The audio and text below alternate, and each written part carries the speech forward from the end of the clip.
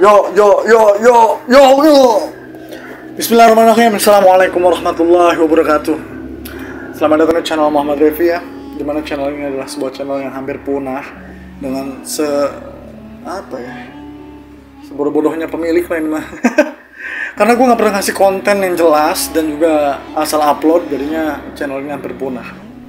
Ya tapi tenang aja, karena pemiliknya sudah kembali lagi dengan komitmen yang insya Allah bisa istiqomah. Maka channel ini akan kembali hidup dengan konten-konten yang bermanfaat dan juga jelas dan keren insya Allah. Ya, di kesempatan kali ini gue pengen memulai kembali ya sebuah channel yang sudah hampir mati ini dengan sebuah konten yang kayaknya nggak pernah gue lakuin gitu sebelumnya. Karena gue dulu tuh biasa ngevlog, biasa jalan-jalan, terus ngegibahin orang ya. Dan sekarang tiba-tiba gue bikin sebuah konsep konten yang seperti ini, kayaknya gue nggak pernah ngelakuin ini sebelumnya gitu. Dan konsep konten yang ingin gue sodorkan kepada klien-klien semua ini adalah review yang bernama reinkarnasi. Nah itulah kalau lebih. Berisik banget loh, songong mentang-mentang motornya mahal. Jengkel gue main punya motor kayak gitu tuh. Jeli-jeli, sorry. Ya jadi reinkarnasi itu kurang lebih artinya bongkar-bongkar sesuatu ya. Dan intinya gue pengen review sesuatu lah intinya gitu ya. Jadi kalau misalnya kalian bingung dengan bahasa Sunda yang gue sajikan ini, intinya seperti itu gitu. Langsung aja tanpa banyak bacot dan banyak basa-basi. Kali ini gue akan menyuguhkan sebuah barang yang akan gue review di hadapan kalian semua, yaitu sebuah printer Epson L3210. Let's go. Ya, ini dia sebuah barang yang akan kita review hari ini, yaitu sebuah printer. Dimana printer ini adalah sebuah alat yang sangat berguna saat ini, dimana banyaknya pelajar yang sudah mulai semi offline dan mereka membutuhkan beberapa alat yang bisa mengubah dari soft copy ke hard copy ataupun dari hard copy ke soft copy. Nah, ini bisa menjadi pilihan bagi kalian semua untuk bisa melakukan hal-hal tersebut, yaitu printer. Dan printer kali ini yang gua review adalah Epson L3210. Dimana ini tuh printer yang lumayan advance ya, untuk harga yang lumayan murah, dan bisa menjadi pilihan bagi kalian semua untuk dibeli gitu sebagai printer di rumah kalian. Ini kalau buat gue sebagai pengganti printer lama ya, karena printer lama udah rusak dan ada problem segala macam. Jadi printer ini menjadi printer baru bagi gue dan lumayan worth it untuk menjadi printer baru. Nah, kalau misalnya kita lihat sekilas dari bodinya, ini lumayan tinggi ya. Jadi dari bawah ke atasnya tuh lumayan tinggi daripada printer-printer biasa ya, yang normal, yang standar. Dan itu tuh lumayan agak aneh gue liatnya. Kenapa? Karena walaupun dia tinggi, tapi lebarnya jadi mengecil. Karena apa? Karena kita lihat nih, ada tangki tinta di depan. Yang biasanya tangki tinta tuh kita lihatnya di pinggir ataupun di dalam ya. Gue pernah lihat ada beberapa printer yang di dalam. Dan itu tuh menjadikan printer tuh karena susah dimasukin ke meja-meja gitu. Karena tintanya di pinggir. Kadang kalau kita taruh di ujung meja, dia suka ngeplek dan jatuh gitu. Nah, karena tinta printer ini di depan, jadi memungkinkan kita untuk menaruh printer ini menjadi proper lagi gitu di beberapa meja gitu. Kalau buat gue sih kayak gitu ya gitu. Nah, printer ini juga all in one. Jadi printer ini bisa scan dan juga print. Dan itu adalah sebuah fungsi yang sangat bermanfaat bagi orang-orang saat ini, karena itu sangat lumrah ya dilakukan oleh beberapa orang, karena beberapa dokumen harus dikirim online dan juga harus dicetak dan lain sebagainya. Dan alat ini bisa menjadi alat membantu untuk kebutuhan kita sehari-hari gitu. Spesifikasi fullnya bisa lihat di pinggir ya, karena gue nggak bisa jelasin langsung karena gue nggak se-expert itu tentang printer. Jadi setahu gue aja, sepenglihatan gue aja, dan sepengalaman gue aja mengenai printer ini, bagaimana bentuknya, bagaimana detailnya dan lain sebagainya. Jadi kalau misalnya sisanya ya bisa lihat di inilah spesifikasi pinggir ini ya. Nah, terus kita lihat ke belakang. printer ini tuh punya dudukan paper ataupun kertas yang sangat kecil ya.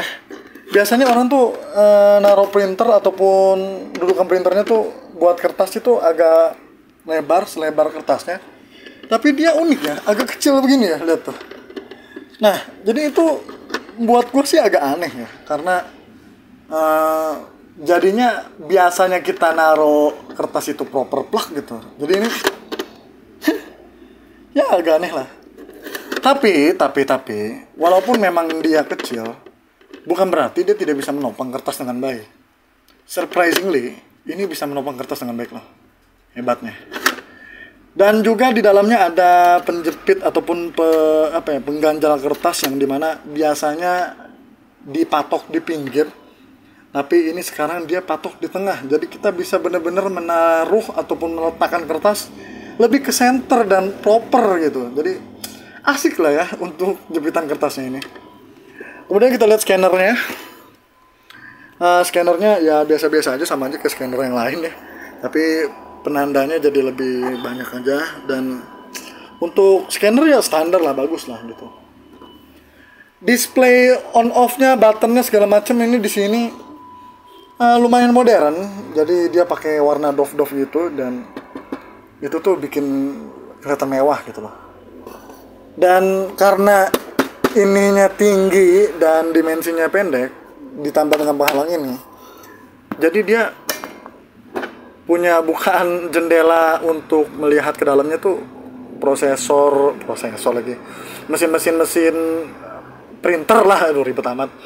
Jadi dia agak kecil gitu kelihatannya, jadi kurang proper lah ya buat sekelas printer seperti ini gitu. Gue dapat barang ini di salah satu laman toko online di Indonesia yang ternama dengan harga 2 juta lebih nih, kalau misalnya kalian pengen lihat detailnya. Dan di beberapa toko bisa jadi lebih murah dan bisa jadi lebih mahal, tergantung kalian mau ngambil garansinya, ngambil toko di mana dan lain sebagainya gitu. Jadi harganya bisa variatif. Tapi kalau misalnya kalian pengen patokan dan lain sebagainya, bisa lihat di sinilah, kurang lebih segitu. Nah, dari printer ini gue bisa simpulkan beberapa kelebihan dan kekurangan yang gue alami dan gue rasakan selama memakai printer ini. Yang pertama, kelebihannya tintanya di depannya, dan ditambah dia punya sistem yang apa ya disebutnya. Jadi kalau misalnya kita isi tintanya itu nggak perlu dipencet, cuma tinggal colok, otomatis dia masuk dan isi. Jadi kita tidak perlu takut berantakan, tidak perlu takut acak-acakan gitu ya, ataupun amburadul bahasa Sunda namanya, untuk mengisi printer ini gitu, ataupun tinta printer ini. Priceless sih, praktis lah gitu ya kelihatannya gitu. Dan di jepitan kertasnya juga ke center ya, ke arah tengah. Jadi ini juga merupakan sebuah kemudahan dan juga keuntungan bagi printer ini. Jadi agak oke. Yang ketiga, lebarnya, karena tintanya di depan, jadi lebarnya tuh jadi agak menyempit. Jadi memungkinkan kita menaruh printer ini tuh ke barang-barang yang lebih banyak lagi gitu di meja, tanpa takut tintanya yang di pinggir ini takut ngeplek dan segala macam gitu. Kadang suka nggak built in kayak gini tuh, ini kan built in tuh ya, jadi built in langsung ke printernya, jadi nggak usah dicoplok segala macam. Kalau misalnya mau ngisi tinggal buka aja, langsung buka tutupnya, praktis lah ini gitu untuk mengisi printer dan lain sebagainya. Kalau misalnya berdasarkan spesifikasi sih, printer ini ngeprintnya maknyus ya, cepet dan oke. Jadi untuk ngeprint foto-foto berat dan dokumen-dokumen tuh lumayan cepet lah gitu. Ya tapi nggak secepat itu sih, tapi lumayan lah gitu untuk sekelasnya.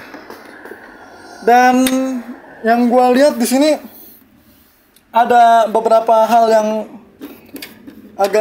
agak memudahkan gitu ya, karena dia lebih compact. Jadi untuk membawa agak ringan, terus scan-nya juga nggak asal kebuka karena dia rata, dan juga